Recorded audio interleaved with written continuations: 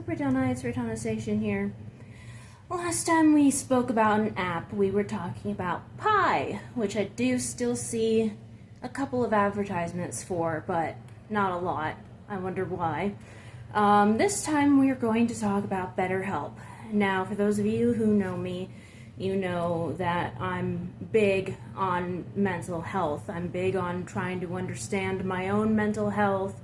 I want anybody who struggles with it to get help. Help is good. Don't be afraid to get help. But BetterHelp and a few other online therapy apps are not the solution, and here's why. So, I know quite a few things have changed since a lot of YouTubers have spoken about what BetterHelp has done. But I'm not exactly sure exactly where it stands right now. But it's been advertised by a bunch of YouTubers. It's been on ads, that go in, that get inserted into your videos, before, middle, and after. It's been a sponsorship that YouTubers, plug directly. A lot of people have been sponsored by them. And so this app claims to have licensed therapists, and you can change therapists whenever you want to find the right fit for you. It's supposed to be cheaper. It's supposed to be more convenient. So my aunt is a licensed psychologist, and she has been for as long as I've known her, which is almost my entire life. You have to be in school for a really long time to be a licensed therapist. And, it doesn't seem like they were required to show any credentials. It's a serious thing. Another serious thing is doctor-patient confidentiality. This means that whatever you share with your therapist, with a real therapist, they cannot share what you said to anybody, to anyone, even another healthcare professional. The only time a doctor is allowed to break confidentiality is if you plan to hurt yourself or someone else.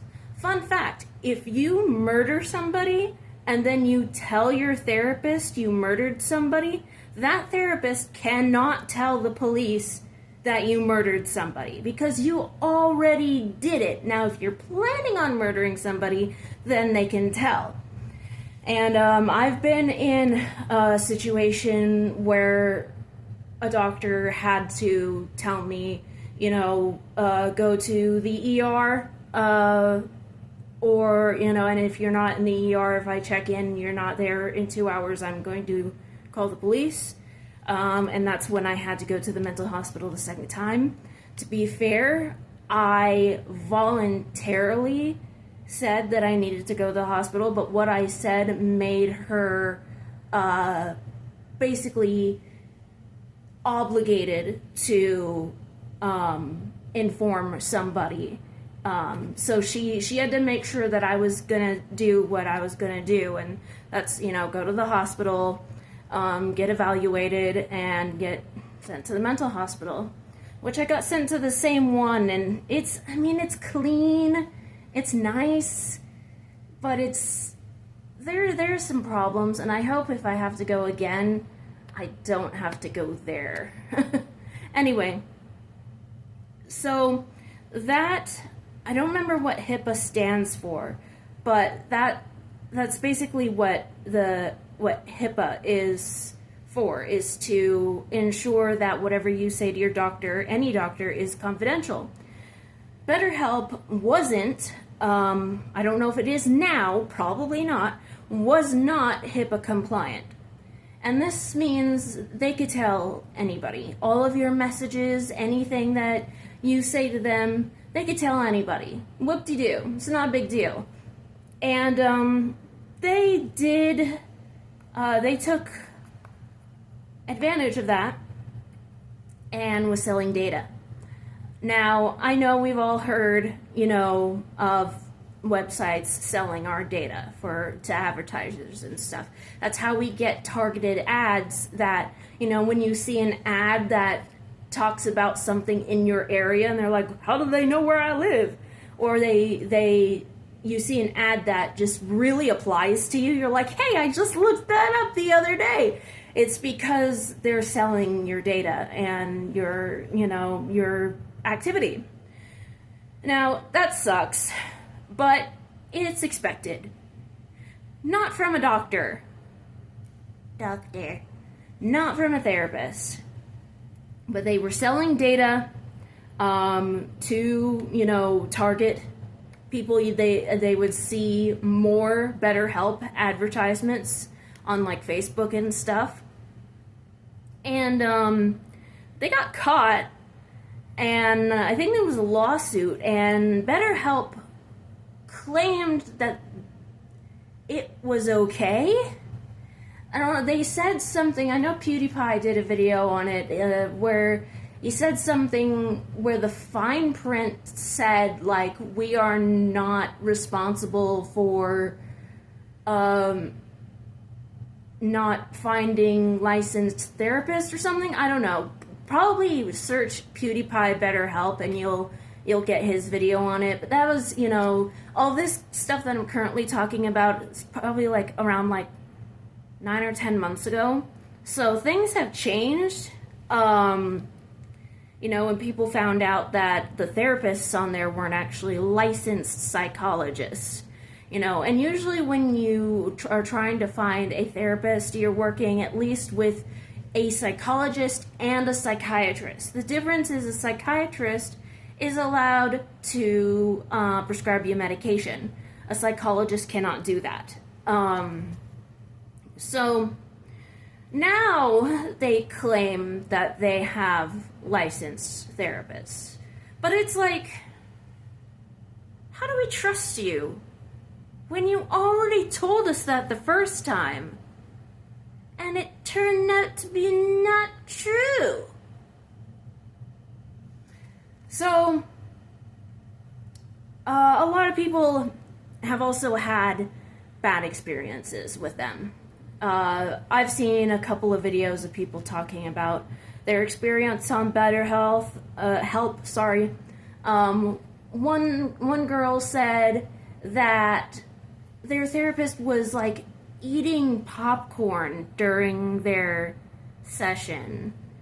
And then another one was like trying to convert a gay guy to be straight.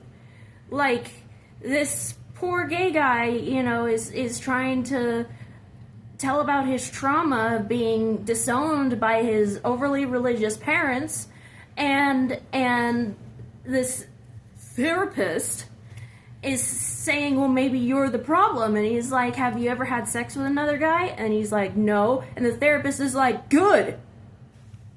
What do you mean, good? It's okay to be gay, and these people who have been disowned by their parents usually question it more than people who are supported by their parents. They need to be reassured that it's okay. I remember when I came out as not being straight, and it was terrifying because I was raised homophobic. It is not fun, and there's a lot of abuse that comes with trying to come out to your family, and everyone else. And a therapist is supposed to be there to, explain basically, the real problem is the parents, and a therapist can tell you their point of view, but at the same time not validate their point of view, so that the person who is dealing with this, the patient, understands where they're coming from and understands what the problem is and understands that it's not them. But no, this guy's all like, hey, y'all gay guy, you need to be a straight guy. You need to have the women's, okay? Because that's my Texas drawl. So extremely unprofessional. Extremely unprofessional when it comes to things like trauma. And I actually have a mild personal experience. When I first started seeing the BetterHelp ads some time ago, sometime last year, I was all like, hey, I already have a therapist, but I need extra help, because I do. I'm not getting enough help. There's just not enough help. And so I tried to sign up for it, and it has a little questionnaire so that it can pair you up with the right therapist and stuff. Oh, and also, it doesn't tell you how much it is. I think they do it now, and they're like, it's like $62 or $92 or something like that. That's a lie, and I'll get to that. So, you know, I figured I would find out how much it would actually cost by the time I was done with the questionnaire.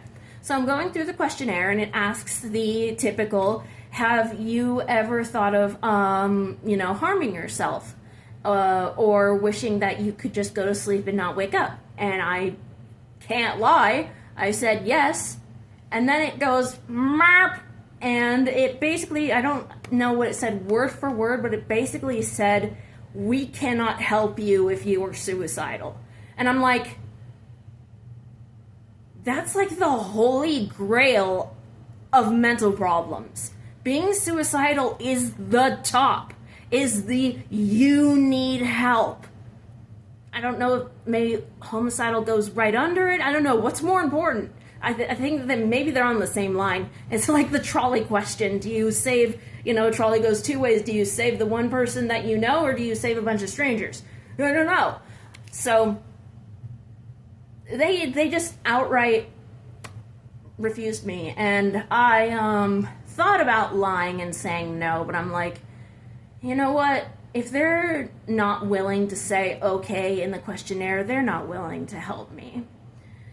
So I didn't go with BetterHelp. And every time I saw the advertisements, I was like, maybe I should try again. Maybe I should lie on the questionnaire. I need help. But I just figured, no, it's probably not worth it. But they claim to be a better alternative to traditional therapy. They claim, obviously, you don't have to go to an office. That's obvious. There's no waiting. It's cheaper than regular therapy, ? And you can do texting, you can do video calls, things that you can't do with regular therapists. Well, guess what? Yes, you can. I know, because I do video calls with my psychiatrist every time, because I'm in Boise and he's in Napa, and I can't get there. Nampa. I said Napa. Like Dragon Ball Z, Napa cabbage. So he's far away. I can't get to him. So I have to do a video call, especially during the pandemic. What did we all do with our doctors? Video calls. I had a therapist that I was seeing only through video calls. I didn't go to an office before I switched therapists to the one I'm seeing right now. I go to the office to the one that I'm seeing right now, and even though I have social anxiety, it's just more helpful to be in person when you're doing therapy for some reason. Video calls did not help me. I didn't feel a connection. I didn't feel, she was really nice. And I'm sure she's really good at her job, but she wasn't right for me. And that happens all the time. A therapist can be a good person and a good therapist and still not be right for you. And, BetterHelp claims to be able to switch therapists whenever you want. I am waiting on a new therapist because, unfortunately, this current one is also not a right fit for me. She was better, but she is very submissive and laid back. And I'm really submissive and chaotic. and I need a more aggressive approach to trauma and anxiety. So she's trying to find me somebody. And let's be real, right now, at least in the US, I don't know about other countries, right now finding doctors and getting appointments is still not easy. It's ever since the pandemic, it's just been crazy. Appointments are hard to get. It's hard to find certain people. So, and I'm pretty sure if you ask your therapist, hey, can I call or text you sometime?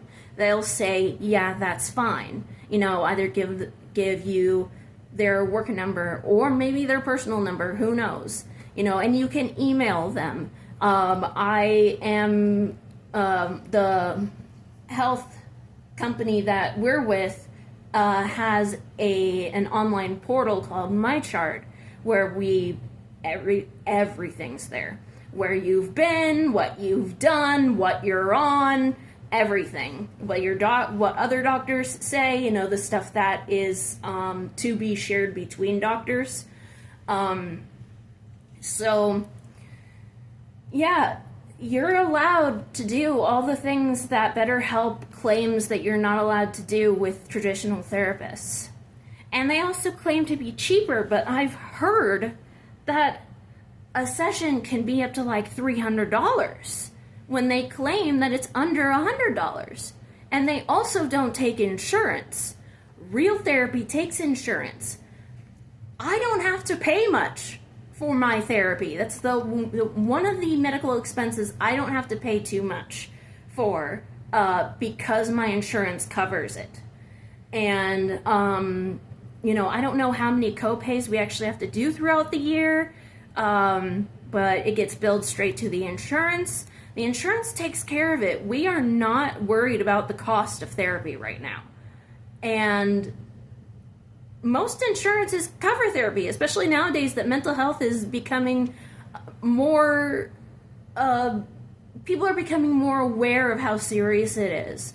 It used to be that health companies, especially insurance companies, would look at mental health and not consider it as serious as like a tumor or a decaying leg or something. But it is. Mental health is just as, if not more important than a physical issue. It's like a cancer in itself. A cancer that'll never go away, and a cancer that can potentially kill you or make you kill yourself.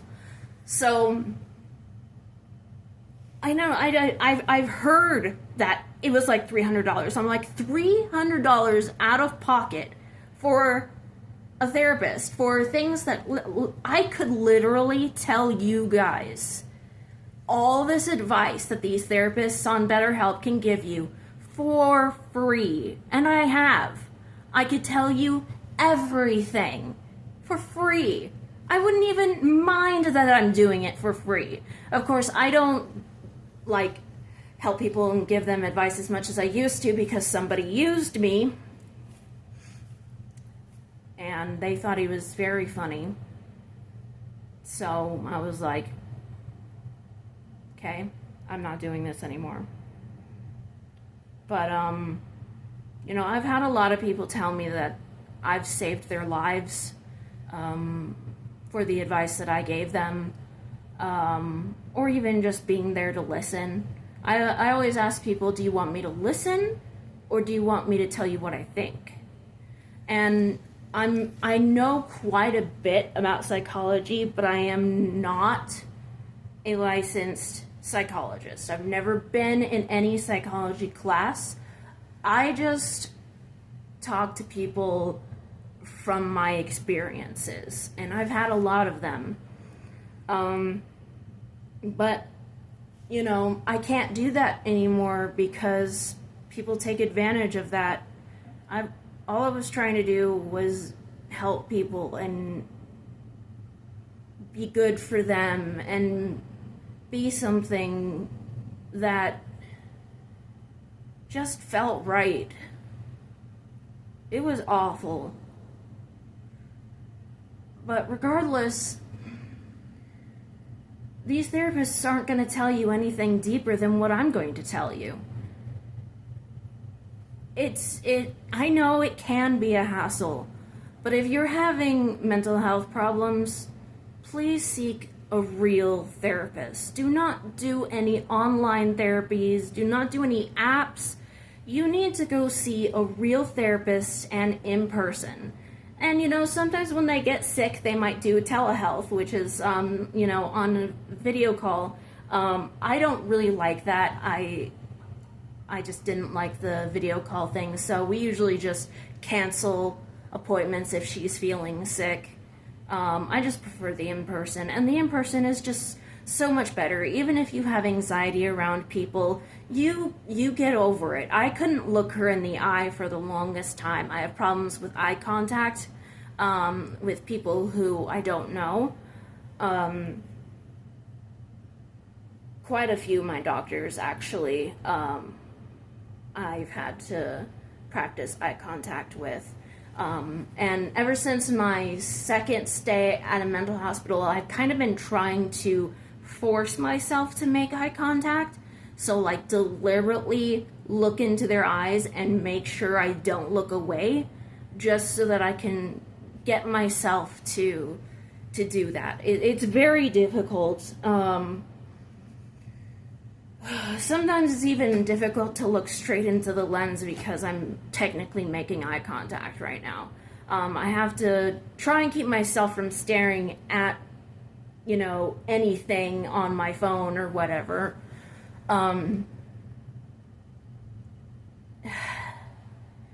I know for teenagers it's really hard, for preteens, adolescents.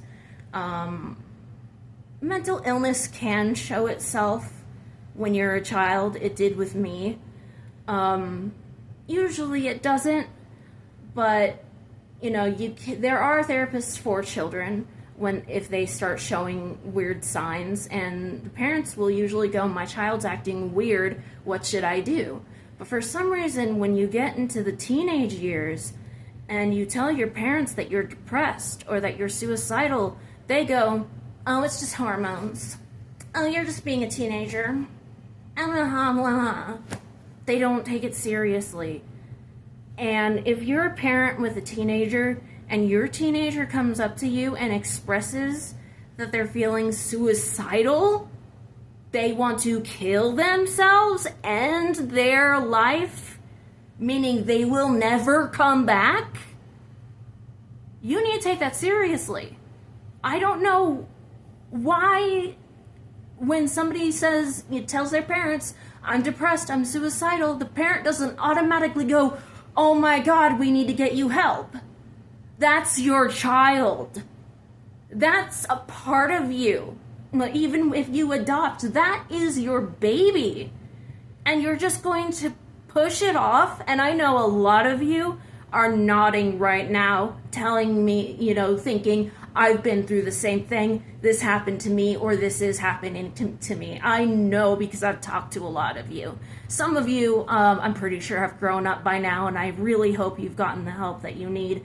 But regardless of what age you are, if you're feeling depressed, if you're feeling anxious, if you're having flashbacks due to trauma, if you feel like hurting yourself, or worse, taking your life, you need help. Mental health is very serious. The brain is a very powerful machine, and we cannot control what it does to us.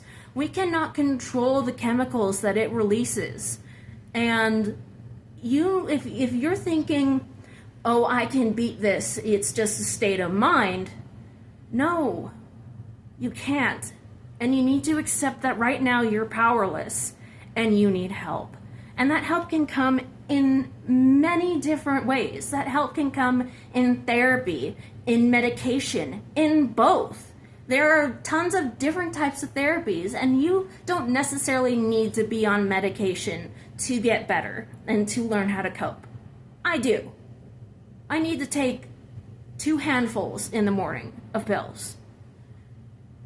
And now we're trying to get another pill that specifically targets bipolar depression, trying to get that through insurance. So another thing is, make sure you have some kind of insurance, because even if they don't cover all of it, they will usually cover most of it, and that's really important, because in the United States we don't have free health care, so nobody seems to care that all of us are dying in certain ways.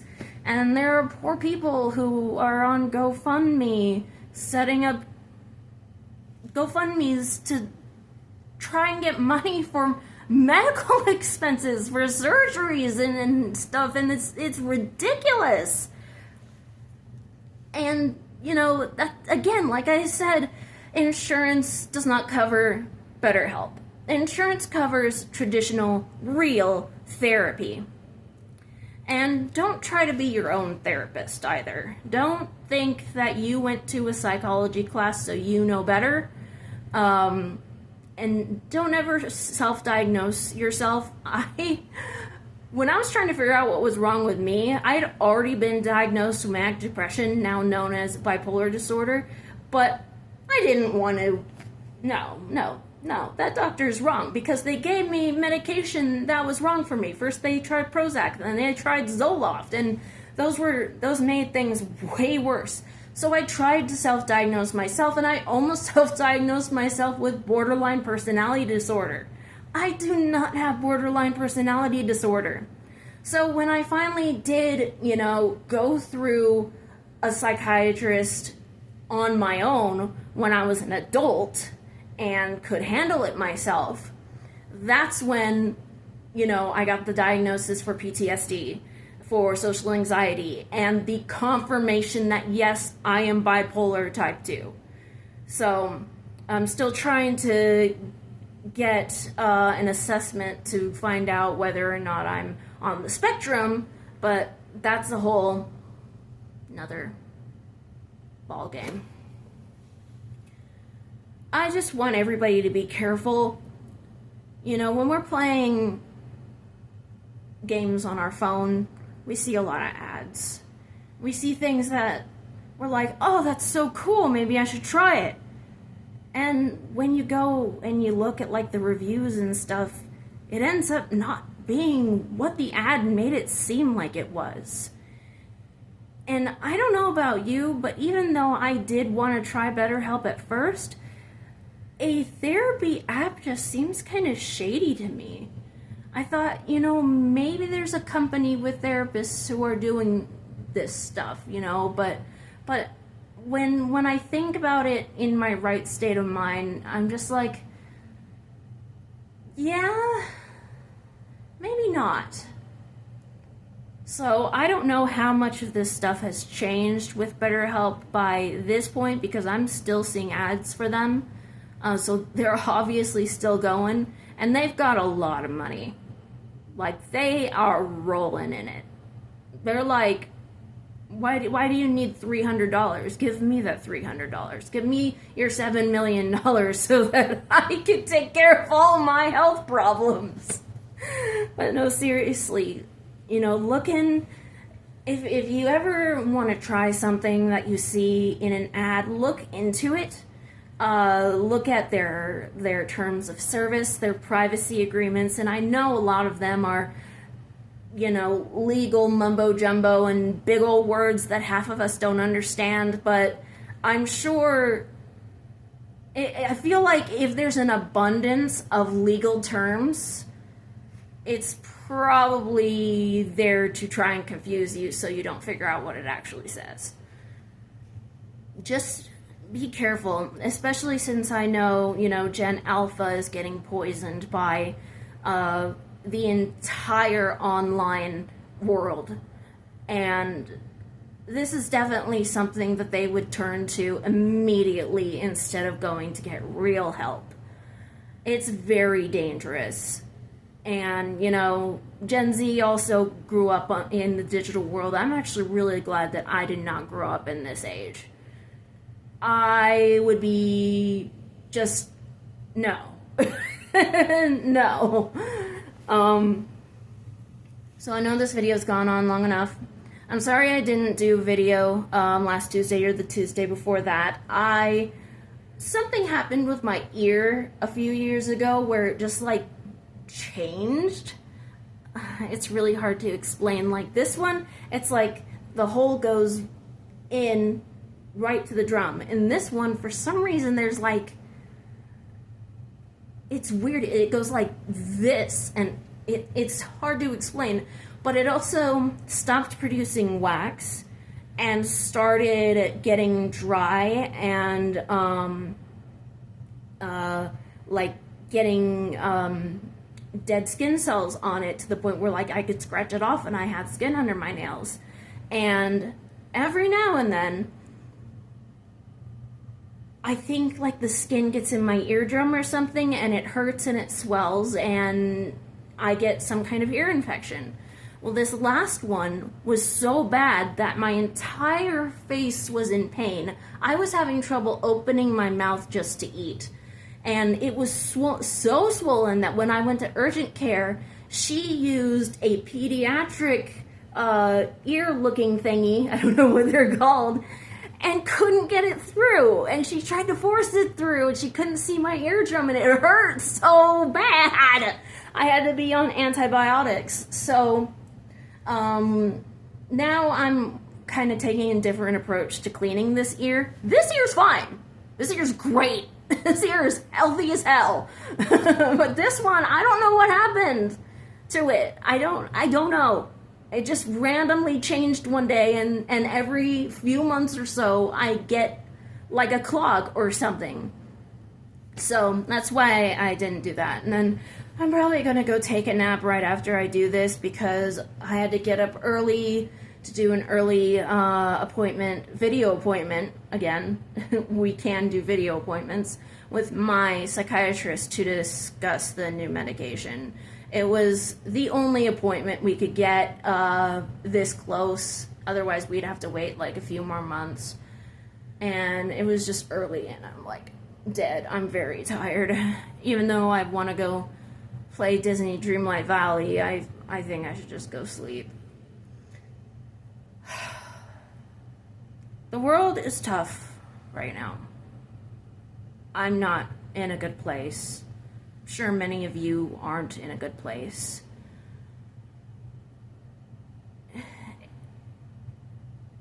I can't say it's gonna get better because I don't believe it's gonna get better. But we have to do what we can to survive, as long as it means not hurting other people. And that's why you need to take care of yourself. And that includes not just your mental health, but your physical health too. You know, even though exercise doesn't make you lose weight, it still does a lot of things, so keep exercising. Eat well, so you don't look like this. You know, I'm not sure my medications are keeping me from losing weight, but I've been on a better diet for like 2 months or something, and I haven't lost a pound. And the insurance isn't getting back to us on Wegovy. Not even a no. It's just silence. I'm like, a no is better than silence. So just try to take care of yourself. I know sometimes I just want to say screw it and give up and just become a fetus. And just eat myself to death. But being this heavy already is miserable, and I can't imagine being 500, 600 pounds. Then again, with what I eat, I don't know if I would live long enough to get that fat. Just please, just take care of yourself. I know at some point I'm going to do a video on whether or not you should give up meat. I just don't know when. I have a list of ideas, and I usually just kind of pick one. But the next video I do probably won't be that one. I'm thinking it's going to be on something about animals. So yeah, if you like this video and if you stayed this long, leave a like. You know, become a member or a patron. It really helps me out. Also, interacting with the video helps me out on the algorithm, leaving a comment, leaving a like, putting in your favorites, something like that.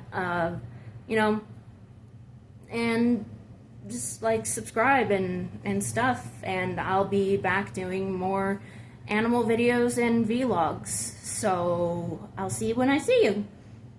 See you later, alligators and crocodiles. Goodbye.